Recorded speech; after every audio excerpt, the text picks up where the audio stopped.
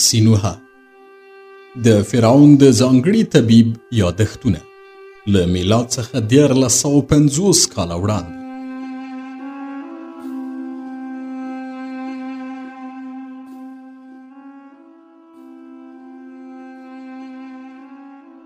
دوه-ویشتم څپرکی.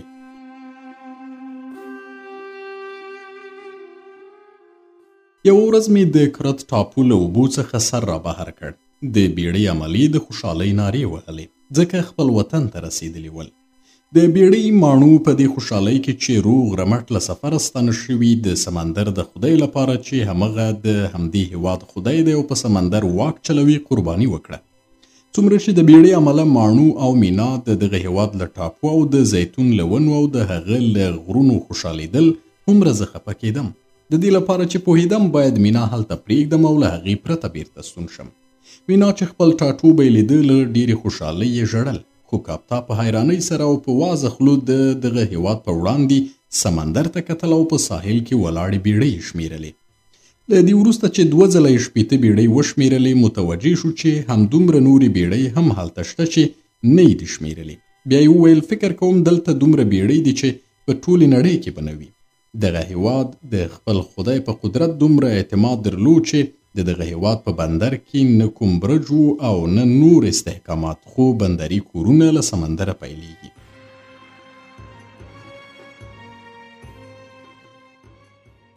کله چې زه دغه هېواد ته داخل شوم، داسې شیان مې ولیدل چې په نړۍ کې مې په خپلو نورو سفرونو کې نه ولیدلي. معلومه ده چې زما په شان یو ډاکټر چې کله یو ښار ته ننوځي، په لومړي نظر کې د خلکو څېرو ته ګوري چې وګوري خلک روغ او سالم دي که نه. دغلته ما زیاتره خلک روغ او ښکلي ولیدل. لږه موده وروسته متوجه شوم چې د دغه هېواد د خلکو په ژبه کې داسې کلمه نشته چې له امله یې خلک د مرګ په معنا پوه شي، او خلک داسې عیاشي او ساتیري کوي چې هیڅکله د مرګ فکر ورسره نه وي. که څوک مړ شي، د جنازې د لیږد لپاره له ډول ډول چلونو استفاده کوي چې څوک پوه نه شي کوم سړی یا ښځه مړه شوې ده. ما واورېدل چې مړي سوځوي او له منځه یې وړي، او دا هم راته ښکاره شوه چې دوی مړي نه ښخوي، ځکه چې ما په دغه هېواد کې قبر ونه لید. په دغه هېواد کې یوازې د دوی د پاچاهانو څو قبرونه ول چې په سر یې لوی تیږې ایښي دي. خو کله چې خلک د دغو قبرونو له مخې تېرېږي، مخ ترې اړوي چې وښیي څه نه ویني، او تصور کوي چې په دې ډول له مرګه انکار کولی شي.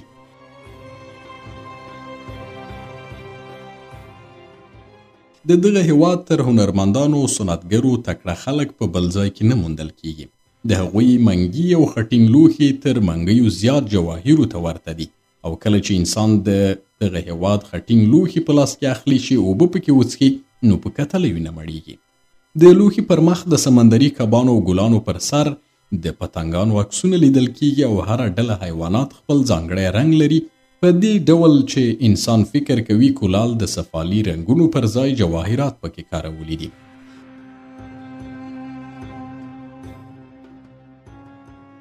په دې ډول چې انسان فکر کوي کولال د صفالي رنګونو پر ځای جواهرات پکې کارولي دي. هر کولال د خپل ګړي او صراحي انځور په یو خاص ډول انځوروي. پر یو خټین لوښي د سمندري حیواناتو، پر بل د وچې د حیواناتو، پر بل لوښي بیا د الوتونکو انځورونه لیدل کېږي. یو شی چې ما په طبس او بابل کې ونه لیدل، او د دغه هېواد اوسېدونکي ترې برخمن دي او پر دې سربیره د متمدنې نړۍ یوه ګټه حسابیږي، د دغه هېواد ټاپو د تشنابونو ډول دی. په بابل کې تشنابونه دومره چټل دي چې یو متمدن سړی نه غواړي ورشي. په طبس کې له دې سره چې زموږ خدایانو ویل چې تشنابونه پاک وساتئ، خو بیا هم دومره پاک نه دي چې اړتیا یې وي. مګر په دغه هېواد کې هر تشناب د هنر، سلیقې او ښکلا بیلګه حسابیږي، ځکه چې شپه ورځ د تشناب له لګنه تړمې اوبه تېرېږي او دومره پاک دي چې هیڅ وخت ترې بدبوی نه لټېږي. د دغه هېواد کورونه د بابل په شان لوړ او څو پوړیز نه دي، خو د بابل د کورونو په پرتله د ژوند کولو لپاره مناسب او آرام دي. د دغه هېواد خلک کوټې لوی او کړکۍ پراخې جوړوي، او هر کور یو حمام، او هر حمام د ځان وینځلو لپاره یو لوی لګن یا تشت لري چې په نلونو کې تودې او یخې اوبه ورته راځي. په سر کې ما فکر کوو چې دغه ډول حمامونه او تشنابونه یوازې د شتمنو په کورونو کې شته، خو وروسته مې ولیدل چې د ښار د ډیرو بېوزله کسانو په کورونو کې هم دغه ډول تشنابونه او حمامونه له ګرمو او یخو اوبو سره شته.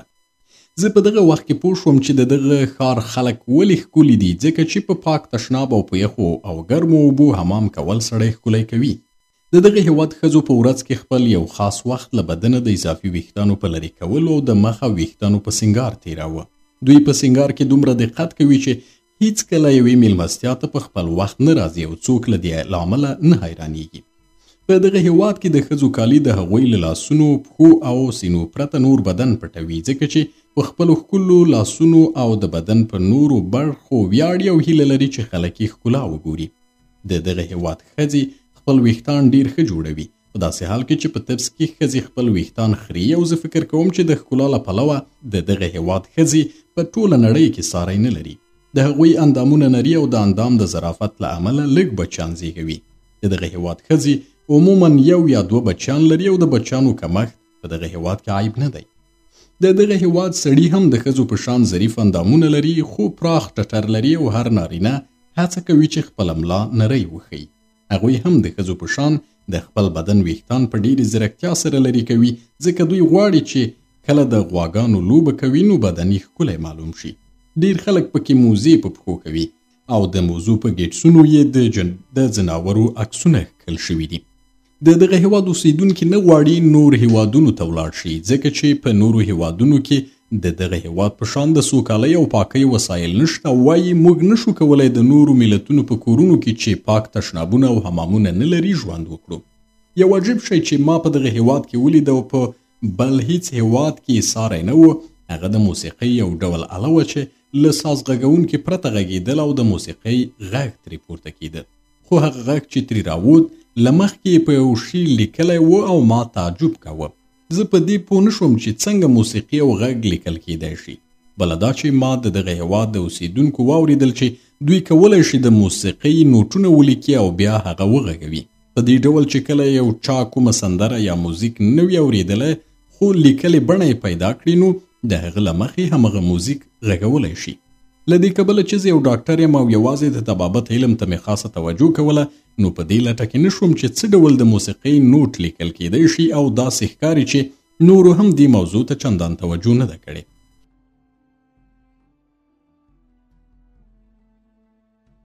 ما په دغه هیواد کې هیڅ معبد ونه لید چې د هیواد د خدای لپاره جوړ شوی وي، خو په بدل کې د غوایانو عبادت کاوه او د هغوی په مخ کې به نڅېدل.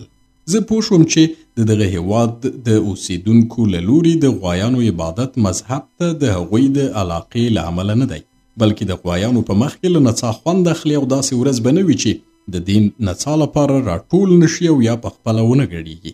د دغه ملت د ژوند یو څو په زړه پورې ټکي دا دي چې په شرابو کې افراط نه کوي.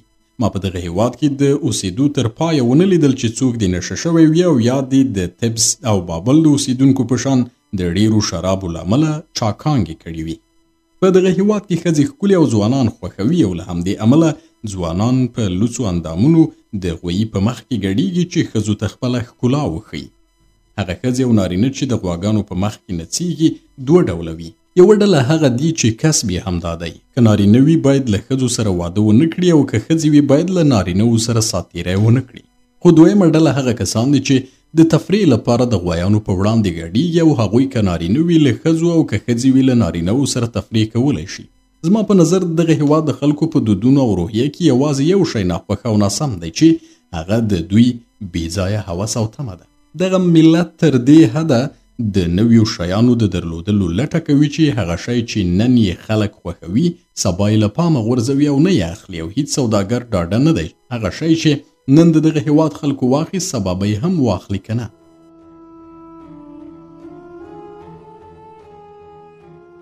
کله چې دغه هیواد ته ورسېدو په یو میلمستون کې مو اړول. ما بابل ته د سفر په ترڅ کې د هغه ځای میلمستونونه لیدلي وو. له ځان سره مې ویلي وو چې په نړۍ کې به تر دې ښه کور نه وي. خو کله چې دغه هیواد ته ننوتم او د هغو ښکلی او پاک میلمستون او مهربان او میلمهپال نوکران مې ولیدل، نو پوه شوم چې د بابل میلمستون د دې ځای ګرد ته هم نه رسیږي، ځکه چې د بابل په میلمستون کې بدرنګ او ناولو غلامانو او نوکرانو کار کاوه، په داسې حال کې چې د دغه هیواد په میلمستون کې ښکلو هلکانو او نجونو کار کاوه چې تل مسکي ول او میلمنو ته به یې هرکلی وایه. کله چې به راوغوښتل شول ښه خدمت به یې کاوه. موږ میلمستون ته له ننوتو سمدستي وروسته د هغه په ښکلي حمام کې چې ګرمې او سړې اوبه یې درلودې حمام وکړ. جامې مو بدلې کړې.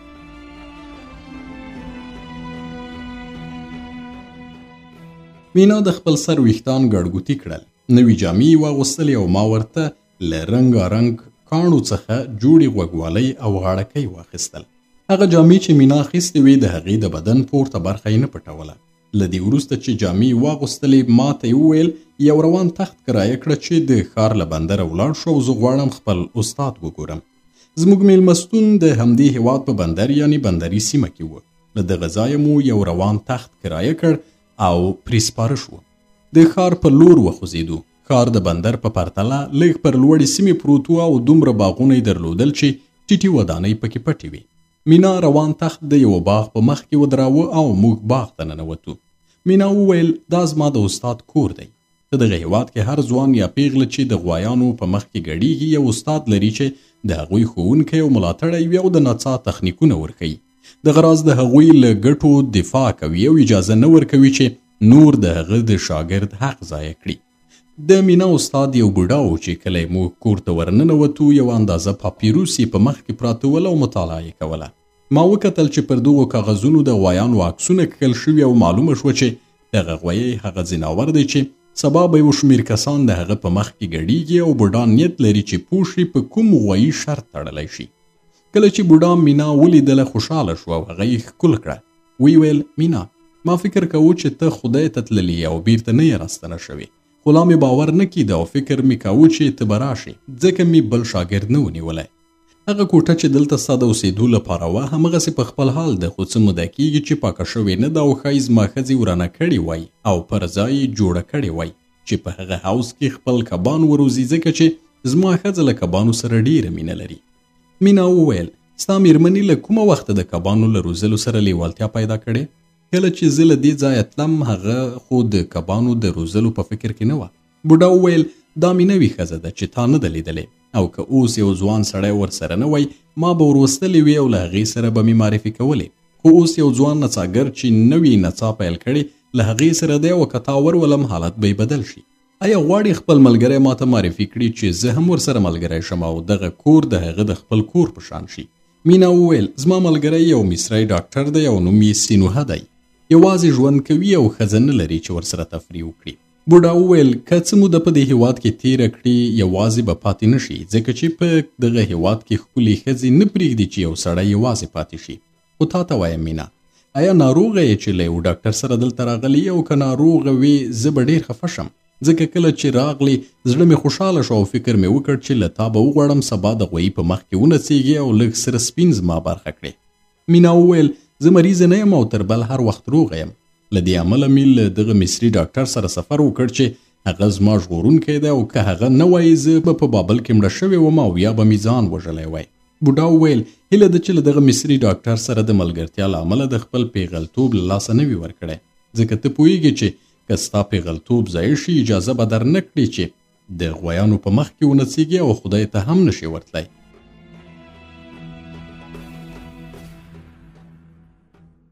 بیا بوډا پیغلې ته نږدې شو او د هغې د بدن پاسنۍ برخه یې لمس کړه. ویې ویل ډارېږم چې ستا پیغلتوب دې له لاسه وتلی نه وي ځکه کله چې ته له دې ځایه تللې د بدن پاسنۍ برخه دې ډېره وړه وه اوس لږ لوی شوی دی.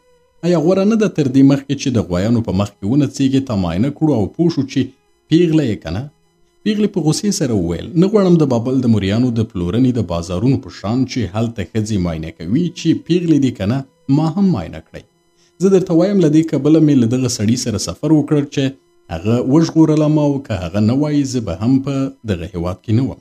ته خو یوازې د خپل سخوندر عواید په فکر کې او زما د خبرې پروا نه کوې.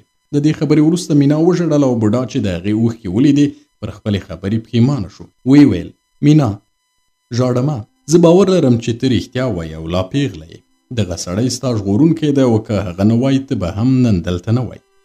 بیا یې د خبرو موضوع بدله کړه او زیاته یې کړه را په زړه شول چې زه باید نن مینوس ته ورشم او له دې کبله چې هلته د تګ لپاره ځنډېدلی یم نه غواړم چې جامې هم بدلې کړم او په همدغو جامو کې به لاړ شم. تاسې په همدې کور کې پاتې شئ استراحت وکړئ ډوډۍ وخورئ او که ښځې مې پوښتنه وکړه چې چیرته تللی یم ورته ووایي مینوس ته تللی دی. ما یې ځکه مزاحمت ونه کړ چې غوایي ته نڅېدونکی ځوان ورسره و. ښځې ته مې هم دا ووایه چې کله د مینوس له کوره راوځم نو خپلو غویو ته هم ورځم، ځکه چې یو غویی به چې لا یې په لوبو کې ګډون نه دی کړی سبا ډګر ته ننوځي او زه یې باید وګورم. مینا وویل زه او سینوهه هم له تا سره ځو. زه به هلته خپل ملګري وګورم او سینوهه به هم ور وپېژنم.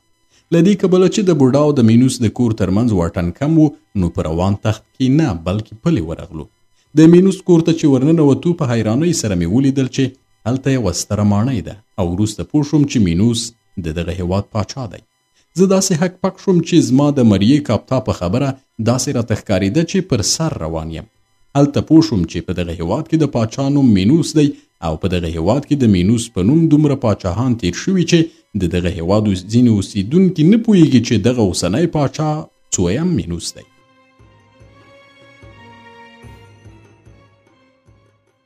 کله چې هغه ستر تالار ته ننوتو چې مینوس پکې و ومې لیدل چې هلته ډېرې ښځې او نارینه راټول شوي او داسې په لوړ غږ خبرې کوي او خاندي چې ګڼې په خپل کور کې دي. نارینه وو ښکلي او رنګارنګ جامې اغوستې وې او ټول ښایسته وو. ښځو هم په ښکلا او ښایسته جامو کې له یو بل سره سیالي کوله. مینا زه خپلو ملګرو ته ورمعرفي کړم. ښځو هغه په غېږ کې ونیوله او ښکلې کړه. نارینه یې هم په لیدو خوشحاله شول خو له دې کبله هیڅ حیران نه شول چې هغه خو دا څه موده نه وه. موږ له ډیرو نارینهو او ښځو تیر شو چې بالاخره مینوس ته ورسېدو. مینوس هم د نورو په شان له یو شمېر کسانو سره چې شاوخوا یې ولاړ خندل او هغه هم د مینا په لیدو خوشحاله شو.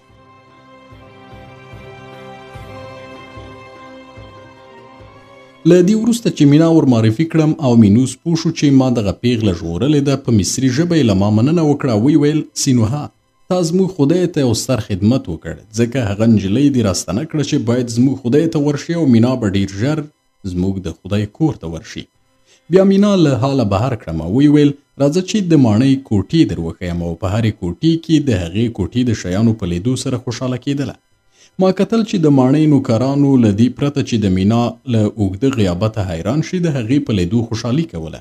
مینا د دې چارې علت ما ته بیان کړه. ویې ویل دا چې هیڅوک په دې هیواد کې د بل چا له اوږده غیابته نه حیرانېږي علت یې دا دی چې نه غواړي د چا د مرګ لپاره خواشیني وکړي. کله چې څوک مړ کېږي هیڅوک د هغه ذکر نه کوي او له همدې امله کله چې یو څوک ورک شي تر هغې پوښتنه نه کېږي مګر بیرته راستون شي او که راستون نه شي فکر کوي چې هغه مړ شوی دی نو باید هیر کړی شي ځکه د تللو کسانو په تیره بیا د مړو یادول د خفګان سبب کیږي او په دې هیواد کې څوک نه غواړي چې ځان غمونو ته وسپاري. له دې وروسته چې مینا د ماڼۍ کوټې راوښودې زه یې هغې کوټې ته بوتلم چې د نورو پر سر ودانه شوې وه.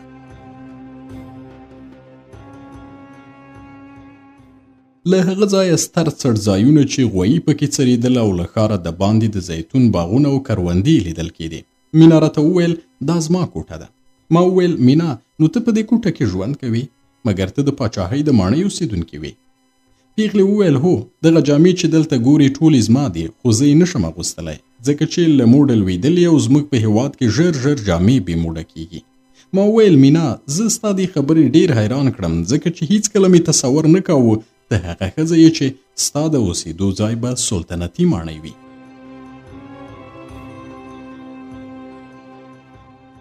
مینا وویل که زموږ د پاچا نوم دې زده وای نو په دې به پوه شوی وي چې زما نوم یعنی مینا د پاچا له نوم مینوس څخه اخیستل شوی دی. ما وویل نو ولې دې د خبره ماته ونه کړه چې پوه شوی وای چې ته د دغه هیواد د سلطنتي کورنۍ غړی یې. مینا وویل ولې ووایم دلته ټول کسان یو شان دي او ما اړینه نه بلله چې تاته ووایم چې زه د دغه هیواد د سلطنتي کورنۍ یم. پوه شوم چې مینا سمه خبره کوي او د مینوس په حال کې د خلکو د چلند څرنګوالي دغه خبره ثابتوله ځکه چې خلکو هلته داسې چلند کوو چې ته وا په خپل کور کې دی او ګڼې پوهیږي چې دلته د دغه هیواد پاچا دی. زه په دې هم پوه شوم چې له هغې ورځې چې مې مینا ولیده ولې سرو سپینو پرې اغېز نه کوه او که به مې کوم شی ورته اخیسته او یا مې هغې ته ډالۍ ورکوله نه خوشحالېده ځکه چې مینا له وړکوالي عادت کړی و چې سره او سپین وګوري او هغه څه به مې چې ما ورکول د هغې لپاره یې اهمیت نه درلود او هغه یې نه خوشحالوله. ما وویل مینا ته چې د دغه هیواد د پاچا خپله یې څنګه د غوایانو په مخ کې نڅېږي؟ آیا دغه موضوع د هغې ښځې لپاره چې له سلطنتي کورنۍ څخه ده ناسم کار نه دی؟ مینا وویل زموږ په هیواد کې د غوایانو په مخ کې ګډېدل داسې کار دی چې ټول مشران که وغواړي پرې مشغولېدی شي او هر څوک چې په دغه کار کې وځلیږي قدرونه یې کیږي، نو دغه کار عیب نه بلکې له ویاړونو شمیرل کیږي.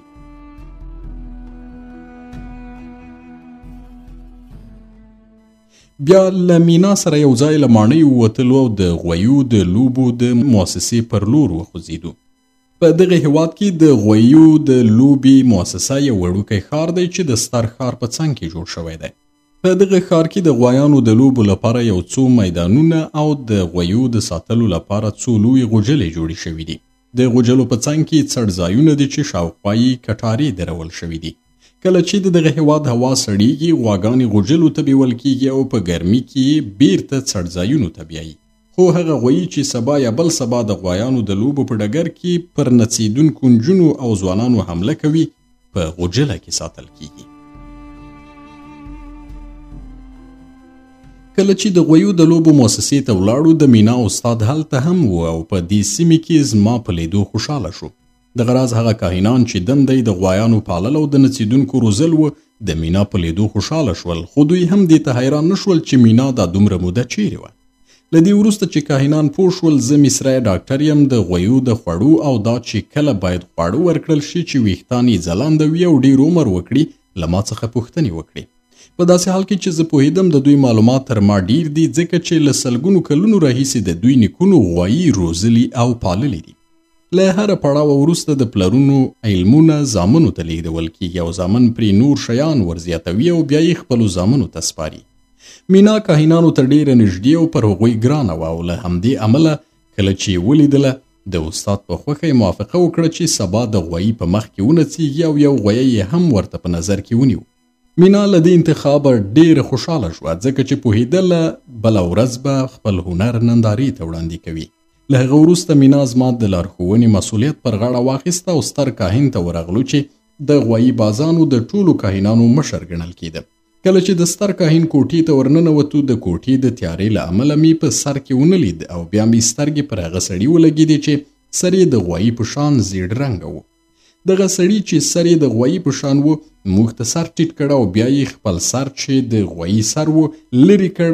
نو زه پوه شوم چې سر او مخ یې د عادي انسان په څیر دی. وروسته همدغه سړی چې ستر کاهن و موږ ته مسکی شو او ښه څیره یې درلوده، خو زه یې له شکله او صورته وډار شوم، ځکه د هغه په څیره کې یو ډول بېرحمي او تاوتریخوالی لیدل کېده.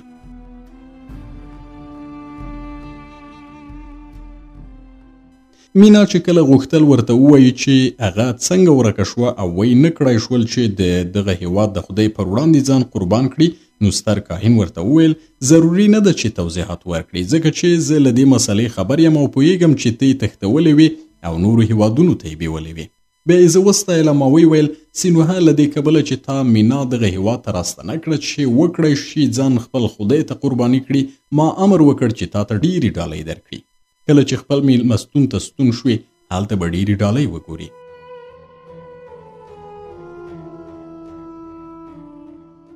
ما ویل ما نه د مینا د ډالیو د ترلاسه کولو لپاره ژغورلې ده او نه د هغوی د ترلاسه کولو لپاره دغه هیواد ته راغلی یم، بلکې دې ځای ته زما د راتګ هدف د علم ترلاسه کول دي.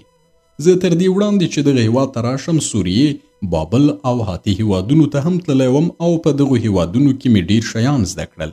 اوس دغه هیواد ته راغلم چې دلته هم خپل معلومات زیات کړم.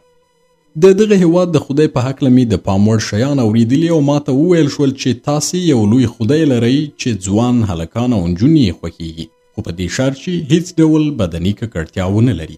دا یو ستر صفت دی چې د بابل او سوریې په خدایانو کې نشته، ځکه چې د بابل او سوریې خدایان اجازه ورکوي چې نارینه او ښځې په معبدونو کې له یو بل سره تفریح وکړي. دلته پر لوی خدای سربیره نور خدایان هم شته چې خلک عبادت کوي او حتی په بندري سیمو کې د نورو هیوادونو د خدایانو لپاره هم معبدونه جوړ شوي. ته کولی شي په یو معبد کې د امون د خدای یعنې د مصر د خدای لپاره قرباني وکړي، خو زموږ ستر خدای بهرنیان نه پیژني او نشي کولی چې ویې پیژني، ځکه یوازې هغه کسان چې د هغه د پیژندلو لپاره روزل شوي او تعلیم یافته مریدانو له ډلې څخه دې اجازه لري چې هغه وګوري او تر اوسه چې چا لیدلی بیرته نه دی راستون شوی چې وایي زموږ ستر خدای څه ډول و. تاسې ته دومره وایم چې د دغه هیواد د خدای لویوالی او نیکمرغي په لوی خدای پورې تړاو لري. ما وویل ای لویه کاهنه، کله چې په هاتي هیواد کې وم د هغه ځای له اوسېدونکو مې اورېدلي ول چې د هغوی خدایان ځمکه او اسمانونه دي او یو پکې هغه بل د باران وسیله القا کوي او محصولات پیدا کیږي. په همغه وخت کې مې په مبهمه توګه واورېدل چې د دغه هیواد د ملت خدای سمندر دی، ځکه چې دغه ملت خپل قدرت او نیکمرغي له سمندر کچکونې ترلاسه کوي.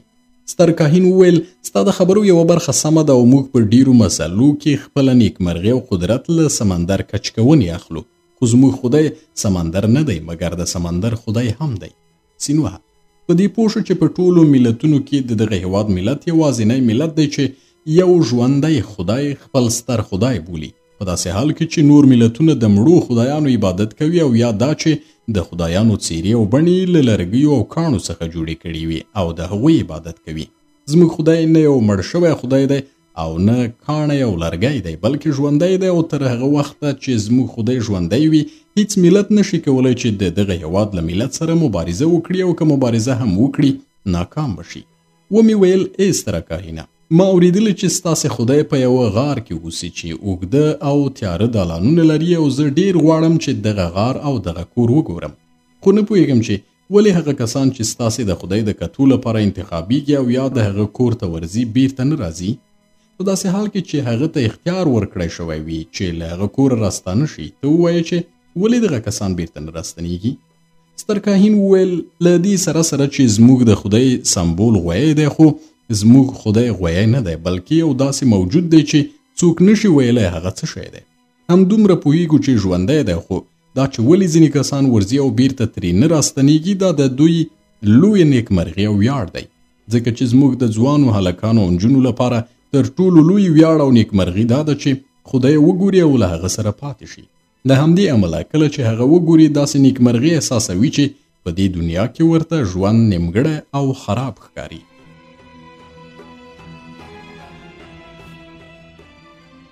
دوی پوهیږي چې که دنیا ته بیرته راشي د دې دنیا زیار او زحمتونه به ګالي. مینا آیا ستا هیله دا نه ده چې د خدای کور ته ورشي او خپل پاتې عمر هلته تیر کړي؟ مینا ځواب ورنه کړ او ما وویل آیا زه د خدای کور ته د ننوتو اجازه لرم او ممکنه ده چې د هغه د کور د ننوتو لاره وګورم؟ ستر کاهن وویل هغه شپه چې سپوږمۍ په اسمان کې د 14 شي نږدې ده او په دې شپه به مینا د خدای کور ته ځي او ممکنه ده ته هم د خدای د کور د ننوتو لاره وګوري. ومې ویل که مینا ونه غواړي او چمتو نشي چې د خدای کور ته ورشي بیا به څه کیږي؟ ستر کاهن وویل تر اوسه پورې داسې نه دي شوي چې یو ځوان هلک او یا پیغله د خدای کور ته ننوتو ته نه وي چمتو شوي او مینا هم تر هغه وروسته چې د غوایانو په مخ کې ونڅیږي په ډیر شوق به د خدای کور ته ورشي. له دې خبرې وروسته ستر کاهن د غویي سر پر خپل سر کېښود او دا په دې معنا و چې موږ پوه کړي د کتنې وخت پای ته ورسېد او مینا زما لاس ونیوه او له کوټې بهر شو.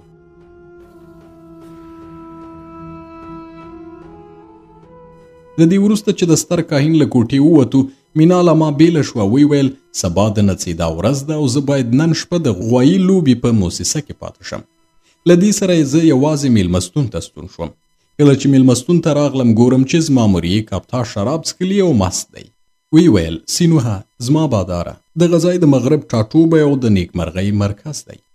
دلته شراب ډیر ارزانه او پریمانه دی او هیڅ بادار خپل مری په کوتک نه وهي چې ولې دې دومره سپین یا سره پټ کړي دي او که کوم خان خپل نوکر ته غوسه شي او له کوره یې وباسي نوکر یوه ورځ ځان پټوي او یوه شپه وروسته بیرته راستنیږي او بادار یې ګناه بخي. خو د دې ځای سوداګر ډیر چالاک دی او همغه ډول چې د ازمیر سوداګر یو مصری غولوي دوی بیا ازمیری سوداګر دوکه کوي. خو په دې ښار کې یو ډول وړوکی کب د زیتون په غوړو کې ږدي چې یوه موده په غوړو کې پاتې شي او دغه کب دومره خوندور وي چې څومره یې وخوري نه پرې مړېږي. د کپتا هدف د ساردین په نامه یو ډول کب دی چې د دغه هیواد اوسیدونکو به په غوړو کې ښوده او اوس هم دغه دود په اروپا کې شته.